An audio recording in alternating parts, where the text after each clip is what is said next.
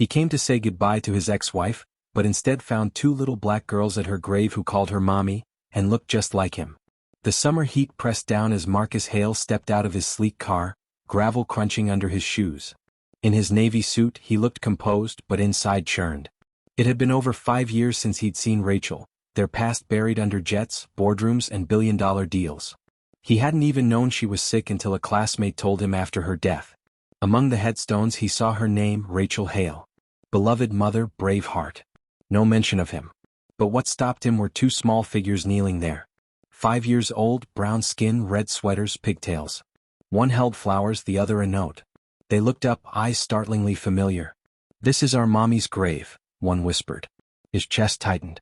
"Rachel Hale?" "Yes," the other said. "How old are you?" "5," they answered. And in that word, everything aligned. They weren't just her daughters. They were his. "What are your names?" he asked. "I'm Lila and that's my sister, Naomi." "Beautiful names," Marcus said softly. Naomi clutched the note. "It's for Mommy. Would you mind if I sat?" They shrugged and he lowered himself beside them. "I knew your mom," he admitted. "You were friends?" Lila asked. "We were more. We were married." Their eyes widened. "You were Mommy's husband?" "Yes. A long time ago." Then came the question that cut him. "Why weren't you with her?" He swallowed. "I made mistakes. I didn't know about you. If I had, things would have been different." Naomi whispered, "We don't have anyone else." Marcus's chest ached. "What do you mean?" "Mommy got sick. After she died, we stayed with Miss Carroll, but she says she can't keep us." He looked around, no one nearby. 2 children left alone. "Can I call her for you?" "We don't know her number," Lila said. Marcus crouched low. "Would you feel okay coming with me? Just until we find her." "I promise." They exchanged a look, then nodded. Their small hands slipped into his, fragile but trusting. As they walked to his car, Marcus looked back at Rachel's grave one last time. Questions pressed in on him. Why had she hidden this? Why had no one told him? But one thing was clear. Marcus wasn't leaving the girls.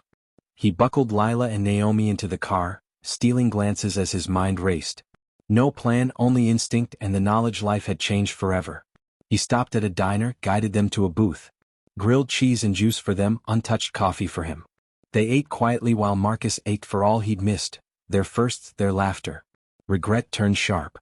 "Did your mom ever talk about me?" he asked. Naomi nodded. "She had your picture. Sometimes she smiled, sometimes she cried." "Did she ever say who I was?" "She said your name once," Lila whispered. "She said maybe we'd meet you." His chest tightened. Rachel hadn't erased him. She'd hoped. He paid, led them back to the car. Naomi hummed as she buckled in, a sign of trust. He drove through cracked sidewalks and sagging fences until they reached a small house. "Is this where you stayed with Miss Carroll?" They nodded. He knocked. Carroll opened the door, shocked. "Mr. Hale. I never thought I'd see you again." "You know who I am?" "Of course. Come in." The house was modest, filled with toys and drawings. The girls settled on the couch. Marcus stood. "Why didn't anyone tell me?" "Rachel didn't want to burden you," Carroll sighed. "She wrote you a letter." She handed him an envelope. His hand shook opening it. Rachel's words spilled out, her hidden pregnancy, her pride, her memories of the girls. At the end, "If you find them, please love them. Even if you can't forgive me." Marcus looked at Lila and Naomi, already asleep under a blanket. "I want to take them," he said. "For good." Tears filled Carol's eyes. "I prayed you'd say that." The road ahead would be hard, but all he saw were 2 little girls and a chance he wouldn't waste. The next morning, Marcus woke in Carol's guest room. Sunlight streamed in, birds sang, footsteps echoed down the hall. The night before had blurred by, but the warmth of her home steadied him. He stepped out to find Carol at the stove, flipping pancakes, the smell of butter filling the air. Carol slid pancakes onto a plate. "They're strong girls," she said softly. "But they've been through more than you know." "Patience, Marcus." "I don't expect them to," he answered. "I just want to be there. To earn it." They sat at the kitchen table in silence. Money and influence meant nothing here. What mattered was showing up. Soon Lila and Naomi padded in, pajamas, hair tousled, Naomi clutching a teddy, Lila holding their mother's letter. Marcus offered only a gentle smile. Carol seated them, served pancakes. They ate quietly, sneaking glances at him. After breakfast, Carol pulled him aside. "If you're serious, get a lawyer." Petition for custody. I'll make the calls today, Marcus promised. Then start now. They need to know you won't disappear. He canceled meetings, stayed in town, booked a hotel suite with 2 bedrooms. That afternoon he invited the girls over. They hesitated until Carol reminded them it was their choice. They agreed. At the hotel, Marcus showed them around, let them pick a movie. He didn't push. Naomi curled against him during the film, silent but trusting. Lila stayed apart, but even she laughed once. Marcus caught it like treasure. On the way back, Naomi asked, "Can we come tomorrow?" "Anytime," he said. At the door, Lila paused. "Are you going to leave again?" He crouched. "No. I'm here now. I'm not going anywhere." She nodded once. A beginning. Days formed a rhythm. Marcus, once ruled by profits, now measured time in braids, cereal, and bedtime stories. The hotel suite became a fragile sanctuary. Visits grew longer. Lunches, crafts, park walks. He bought new shoes, introduced ice cream flavors. Naomi hugged him freely. Marcus held her close, thankful. Lila stayed guarded but slowly softened. Painting on the balcony, she asked him to help her draw a cat. To Marcus it was a lock turning. Behind the scenes he filed for custody.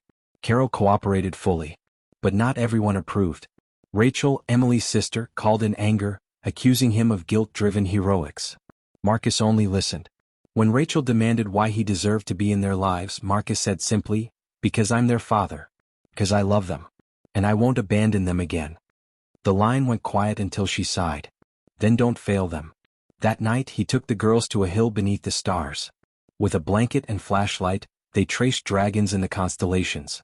For the first time Lila laughed freely. Naomi curled against him. "Do you think Mommy can see us?" Naomi whispered. "I think she's always watching," Marcus said. "And proud of you both." Lila turned. "Would she be proud of you?" He hesitated. "I hope so. I'm trying to be someone she'd be proud of." The silence was full, peaceful. Marcus realized this moment mattered more than anything he had built. It wasn't about undoing the past but showing up for the future. The next week carried calm and quiet storms. Days of drawing, walks, and trust building, but beneath it all, change was stirring. Evelyn Marks, a court representative, arrived unannounced. She questioned Marcus on the balcony, why he hadn't been there, why his name wasn't on the certificates, if he could offer stability. Marcus admitted his absence, explained his ignorance, and pledged his commitment. Before leaving, Evelyn knelt by the girls. "Do you feel safe?" Lila said yes. Naomi nodded. Then Lila added, "He makes us pancakes with chocolate chips." Evelyn smiled faintly, wrote it down. Marcus felt relief. He hadn't run. That was progress. But soon came another blow. A plain envelope appeared under his door. Michael Carter, Rachel's ex-boyfriend and temporary guardian, had filed for custody. Marcus remembered him vaguely, a shadow from Rachel's past. Carol was stunned. He never visited when she was sick. Why now? Marcus suspected leverage, or self-delusion. His lawyer assured him they had solid ground, but a hearing was inevitable. Evidence, testimony, questions before the girls. He dreaded it. The weight showed. He kept it from them, but they felt it. Lila bit her nails again. Naomi stopped asking for stories. One night, Lila whispered, "Are we leaving soon?" The question pierced him. He sat beside her. "Why would you think that?" "Because good things don't last. Mommy said so." Marcus closed his eyes. "This will last. I can't promise easy, but I'm not going anywhere." She shifted closer, silent trust.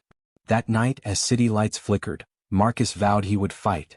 Not just for custody but for their trust. He wasn't perfect, but he would stay. The courtroom was smaller than he expected.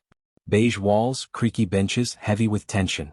Lila and Naomi weren't there, left with Carol, but Marcus felt them like a heartbeat. Across the aisle sat Michael Carter, gray suit failing to mask his unease. Marcus remembered him vaguely, a shadow from Rachel's past, never expecting this fight. Michael's lawyers painted him as a steady presence, citing brief help during Rachel's illness. True but shallow. Marcus's lawyer countered with DNA, testimony from Carol and Evelyn, and drawings the girls made. A man, 2 girls, a house with a heart. Marcus stared at his hands, fighting tears. When it was his turn, he spoke without notes. He told the judge he hadn't known, that Rachel never reached out, that he came to say goodbye and instead found his future in red sweaters and tearful eyes. He shared what he'd learned in weeks. Lila hated raisins, Naomi whispered in her sleep, They broke bread small for ducks, they danced when alone. He admitted his absence, but vowed he was here to stay. The courtroom fell silent. Even Michael looked shaken. The judge recessed, and Marcus sat outside on a cold bench, fearing what he'd tell the girls if he lost them again. An hour later the ruling came. The judge acknowledged Michael's limited role, but said true safety couldn't come from proximity alone. Marcus Hale had shown proof of care. Full custody, effective immediately. Relief hit him hard. Alone in the hallway he slumped against the wall, trembling. That evening he returned to Carol's. The girls ran to him. Lila hugged fiercely, Naomi whispered, "Can we go home now?" Marcus knelt. "Yes, let's go home." It wouldn't erase grief or anger, but they had gained a father who would never walk away again. The first morning in their new home felt like a dream. Sunlight lit the pastel walls the girls had chosen. Naomi wore her red sweater despite the heat. Lila followed with a book in hand. Marcus flipped pancakes, half panicked over toppings. Breakfast turned into chaos, syrup everywhere, Naomi dropping blueberries to watch him crawl under the table, Lila reading aloud as if every word were music. Imperfect, messy, and better than any deal he'd made. He had chased excellence his whole life, but real joy came from burnt pancakes, crooked pigtails, and two little voices calling him daddy. In the weeks that followed, the house found rhythm.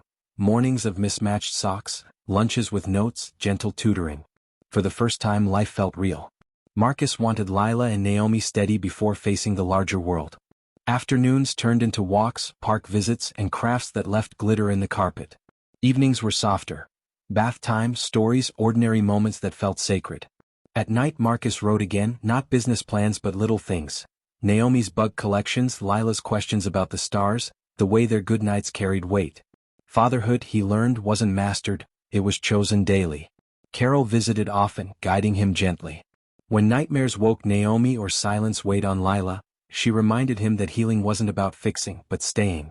One afternoon Lila asked quietly, "Do you think Mommy would have liked this house?" Marcus squeezed her hand. "She would have loved it.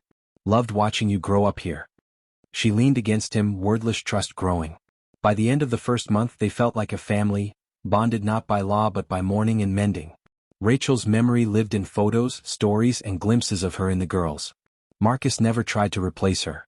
Instead he became their anchor, their home. For the first time he built not with wealth but with patience and love. After years chasing the world, he found everything he needed in the laughter of two girls who called him Dad. Not perfect, real. A quiet redemption born from choosing to stay.